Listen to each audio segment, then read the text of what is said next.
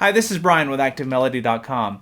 In this week's guitar lesson, we're going to take the same jam track that we used in last week's lesson. Last week was EP344, and we learned how to improvise a rhythm. This week we're going to be improvising a lead, but we're going to be using chord shapes to pull those leads from. So we're going to be connecting the pentatonic shapes to your chord shapes. It's a really cool concept, and it'll really help you come up with some creative ideas and think a little differently about playing lead than just thinking about scales. It's kind of one-dimensional when you think of it that way. So I've got the lesson split into two parts, and in this video we'll take a look at the first half. If you'd like to watch the second half, download the tablature, get the MP3 jam tracks for this. You can get all of those things by going to ActiveMelody.com, go to the weekly lessons page, and do a search for EP344. Alright, so this lesson is really a part 2. It's a follow-up to the lesson we did last week. So last week's lesson was EP343, if you're seeing this out of context, and we concentrated on improvising a rhythm last week, using triads and harmonized thirds and putting all that together. Really powerful lesson for those of you that want to learn how to improvise when it comes to rhythm playing. But this week's lesson is going to be along the same lines. We're going to use the same jam track, but we're going to be improvising a lead playing the chord changes. And so I'm going to give you maybe a different approach to playing lead than you've thought of in the past. A lot of times when it comes to lead playing, people just think about scales. I do that too in certain situations, but there's another way that you can look at it, and that's to look at it in terms of the chords. And the chords are like little containers, and what I like to do is connect pentatonic patterns to those chord shapes.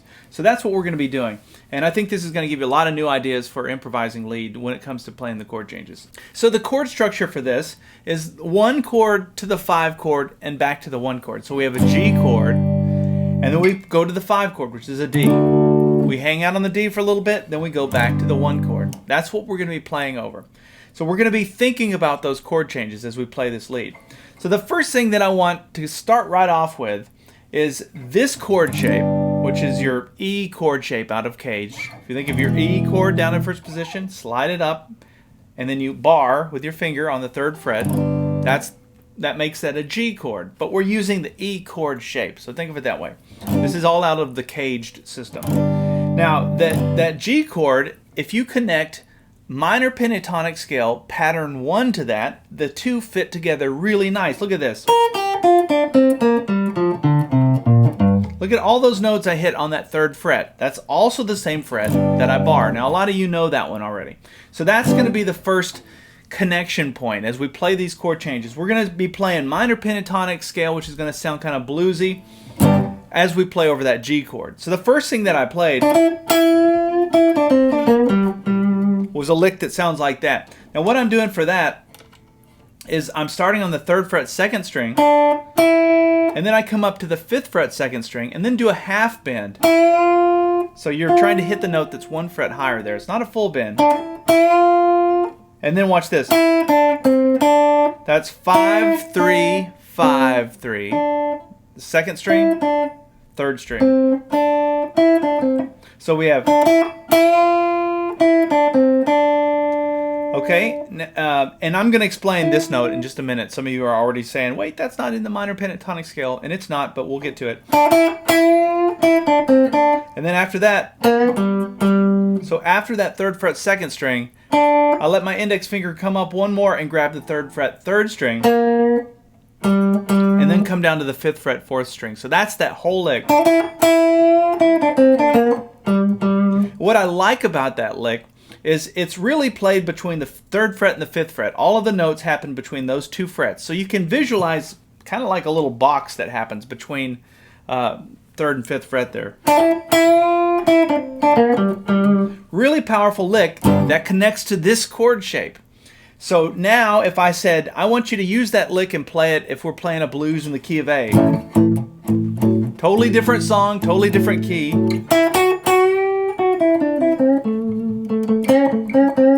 Look at that. Look at how it works. It works right in there. So you can take all of these licks and look at them as little formulas that you can start plugging into your improvising as you move forward. So that's that first lick. Now I mentioned this note, which is not in the minor pentatonic scale pattern 1, but it is in the major pentatonic scale pattern 2. I know this gets a little confusing and I don't want to get too far off the path there, but there's a little box which is major pentatonic scale pattern 2. which is right there for the key of G. And I've touched on this in EP344, so you can go back to that lesson, and I explain this overlap that happens between the major pentatonic scale and the minor. But this one spot, it seems to be the sweet spot that most of your licks are going to come from. You don't have to get overwhelmed by all of it, learning all the patterns. It's kind of in that one area that a lot of blues lead happens, and you hear so many artists using that. So that's that first lick. So after that, the song goes to the D chord. And to get us into that chord, I played. Now let me explain it. Let me show you how to play it first, and then I'll talk you through it. So we're starting with that. That's that same spot that I was just talking about, that major pentatonic scale pattern 2, where we're going to slide from the 3rd fret. I use my middle finger here. 3rd fret, 3rd string. Slide up to the 4th fret, 3rd string. And then we go 3, 5, 3 on the 2nd string. And then this lick here, easy to do. It sounds more complicated than it is, but you're just anchoring your finger on the 3rd fret, 2nd string, doing a pull. So that's your ring finger comes up to the 6th fret, 2nd string, slides down to the 5th fret, and then a pull off, and then a hammer on to the 5th fret, 3rd string. Just practice that over and over again. It's a pull action, and actually by doing that pull, it makes it pretty easy to do that pull off. So, and then we come back to the 3rd fret, 2nd string, and then a quick slide from the 5th fret to the 7th fret on the 2nd string, and then the 5th fret, 1st string. That's the point where the jam track goes to the key of D. Now, when I first started learning playing the chord changes like this, I was blown away at how people can just do that in real time. That seemed impossible, like you have to be some kind of a prodigy to be able to calculate all of that quickly. But it's really a lot more like playing rhythm. When you get into this mindset, you're thinking about the chord changes. You're picturing them just like you would if you were playing, strumming the chords. But instead of strumming the chords, you're picking notes out of those chords. That's really all you're doing when you're playing the chord changes like that. I'm oversimplifying it a little bit, but actually, it's pretty close to that. So that's the lick. Now that's going from the G chord, right? You can hear all of that working over the G. But then when we come up to that, that's where the song switches to the D chord. And what I'm doing there was I was picturing the D chord using the A chord shape out of Caged. If we play the A chord down in first position, right? I'm using my pinky there. But if I were to slide that up and bar the same notes, but our same strings rather, on this case on the 7th fret, put my index finger on the 5th fret, 5th string, I'm now playing a D chord using the A chord shape. And so what's cool about that is you've got the chord like this, and then you've got the top part of that chord. That's how I always think about that. And so in fact, in that lesson that I did, which was EP273, I plug that one often, but that's a Caged lesson where I talk about the bottom part of the A chord shape and the top part. This is the top part. So when we play that lick, the end of that lick there, you can see I'm just hitting 2 notes in that D chord, which is played out of that chord shape. So that's really all I was picturing. I was picturing this chord and then this chord shape. 2 things to think about, so it's not a whole lot of variables. And then once I'm in those modes, once I'm in this mode, I've got all these things that I can play that come out of that chord shape. So hopefully light bulbs are going off out there and you're starting to realize, okay, so these are just containers. We were just playing in the G container. Now we're switching to the D container using this shape. All the licks we're about to learn now are coming out of this shape. So the first big light bulb moment should have been the G chord, or the E chord shape rather, and the minor pentatonic scale pattern 1. Here's the next one. If we go to that A chord shape, the one we were just doing, now this is a D chord using the A chord shape.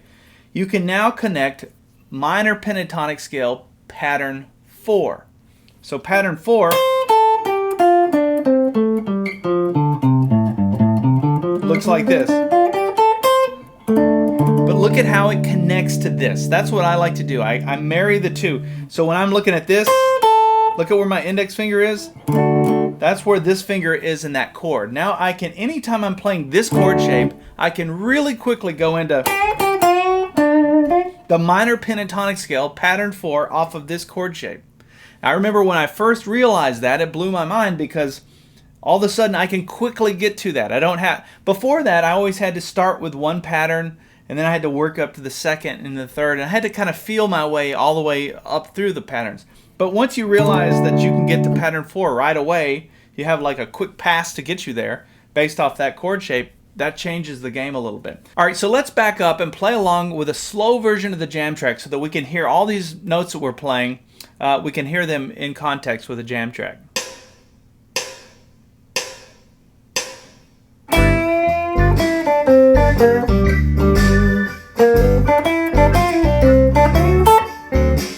All right, so hopefully all of this is making sense. The one thing I forgot to mention was that the count in for this, when it comes in right on the 1, that first bend. So when you're counting it in, you go 1, 2, 3, 4, 1.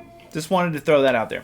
Okay, so we're now playing over the D chord. The next lick we're going to learn goes like this.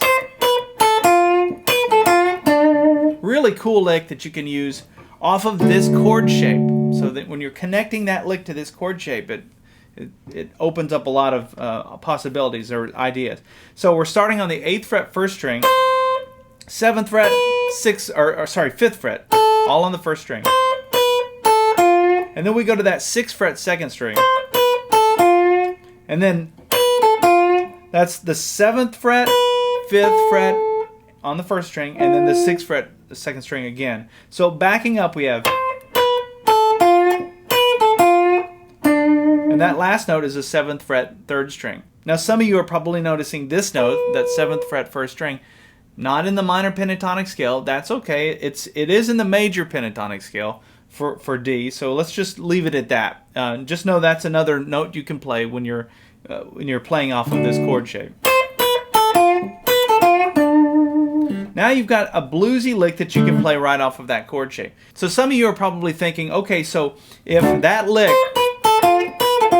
works off of that chord shape, what if I wanted to play that lick over G? All you'd have to do is find how to play a G chord using this chord shape, which would be up here. See? So you could go. So you could play that lick over the G chord part if you wanted to. Just throwing that out there to give you some other ideas.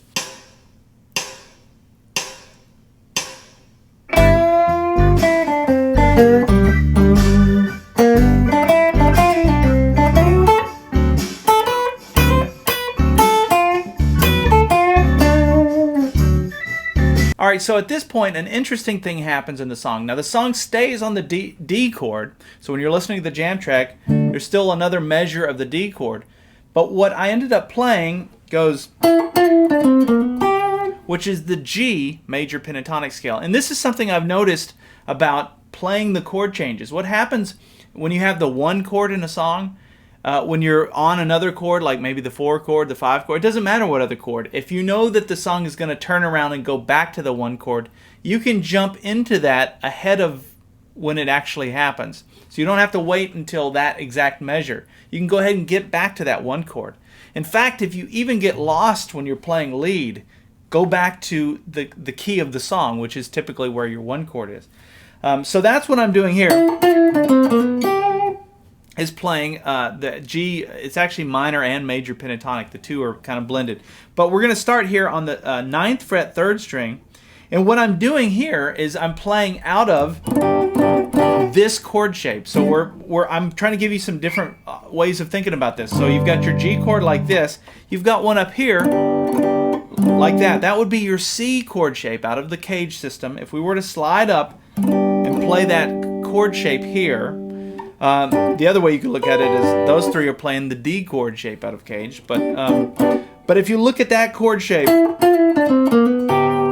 all these notes are coming out of that chord shape. So this lick is really a lick that's married to that chord shape. So we're going to start on the 9th fret third string. I'm going to play the 10th fret third string, slide back down to the 9th fret, down to the 7th fret 3rd string, and then I'm going to reach down here and play the 10th fret 4th string. So we have, and then after that I go. So what I'm doing there is I'm playing the 8th fret 4th string, doing a hammer on to the 9th fret 4th string, and then my index finger comes up here and plays the 8th fret 2nd string.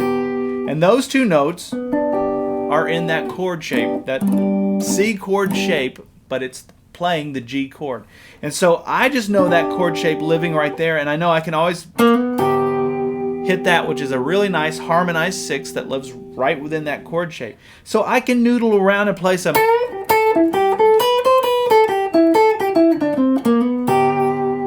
some notes right out of this chord shape. And so that's what you're wanting to do. Now, what I was playing there was the G major pentatonic scale pattern 4.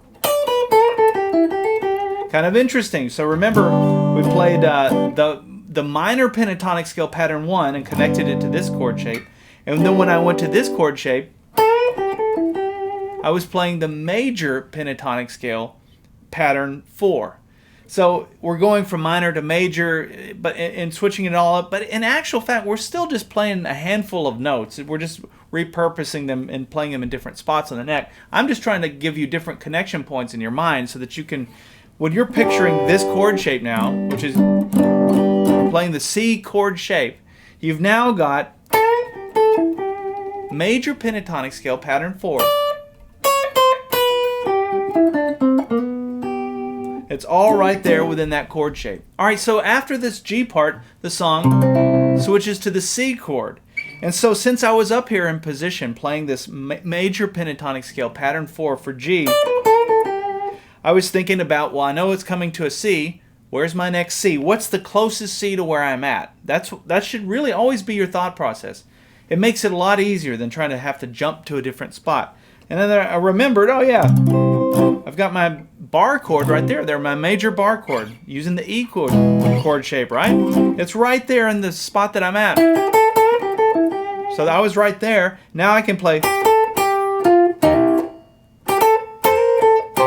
all this bluesy stuff right out of that C minor pentatonic scale. I'm actually mixing the minor and the major pentatonic scale. But look at where it is off of this chord shape. So what I'm doing there, 8th fret 2nd string, 10th fret 2nd string, back to the 8th fret, 10th fret 3rd string, and then I do this hammer on. So I'm barring the first 3 strings on the 8th fret, and then I play strings 2 and 3, and I hammer on to the 9th fret 3rd string. Look at what I just did there. I just made the C chord. So again, I'm thinking more like chords than I am scales. So after that, I came up and played one of my favorite licks that, I don't know, I've been doing this for years. I have no idea where I got it. But it's that real cool 7th. It's like a C7 sound. So I'm barring the first 2 strings on the 8th fret. And then I'm going to come up here, while I keep that bar there, I'm going to come up here to the 10th fret 2nd string. And then to the 11th fret 2nd string. Back to the 10th. And then release, and then put my finger back down on the 10th fret 2nd string. So you have, that's an awesome lick. And I've probably said this 100 times, that if you learn nothing else, like, remember that lick. So if you're playing in G sharp, look at that. All of that is off of that chord shape. That's what we're doing here. Just playing off the chord shape. Okay, let's back up now. I'll play along with the jam track, and we'll put everything together that we've done so far.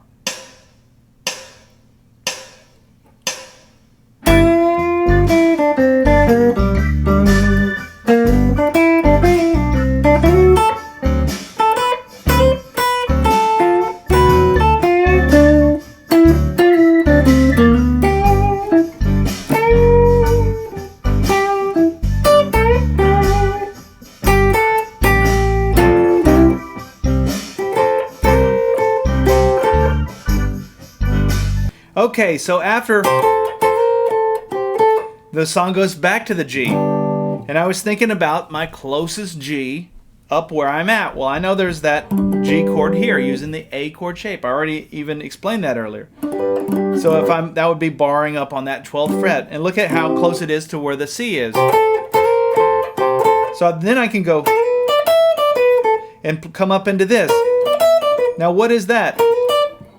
It's the top part of that A chord shape. It's not the A chord, but it's the A chord shape. Just like we did for the D, we're doing the same thing for G. And coming up into that position. So that's sliding from the 10th fret to the 12th fret on the second string. And then we do the same thing on the first fret, or first string rather. We play 10th fret, 12th fret. Back to the 10th fret. And then watch this. So that's just walking right down 12, 10, 12. 12 on the third string. And then I did that because the song switches to the D chord. So I was thinking about where's the closest D up here? Oh yeah, there's your D major bar chord. Look how convenient that is. So I just played those two notes out of that, or three notes out of that D chord. That would be like if you were playing your bar chord, just playing strings 3 and 1 out of it. So I hammered on from the third string, 10th fret to the 11th fret, and then played the 10th fret first string. So all together that goes like that. And that's taken us from the C to the G to the D. And then we go back to the G. Even though the song's hanging out on the D a little bit more, there's another measure left. I go ahead and switch back to the G minor pentatonic scale at this point and go. So this is that minor pentatonic scale pattern 4. Right? It's right there. It's very similar to what we did for the D. That, we're just doing it over G now. So we're repurposing a lot of these licks. So what I'm playing there is I'm playing the 11th fret second string, 12th fret, 10th fret first string, and then we go back to the 11th fret second string. I'm pushing that one sharp every time I hit it. And then we come down to the 12th fret third string. And then the final lick goes. So that's just coming right back down to home base. So that would be that G chord down in off of the third fret there. So I'm going to slide into that, strings 1 and 2, the first 2 strings on the 3rd fret, and then the 5th fret, strings 2 and 3, and then a hammer on between the 3rd fret and the 4th fret on the 3rd string. But I'm playing strings through 2 and 3. So, alright, so from that C chord, we have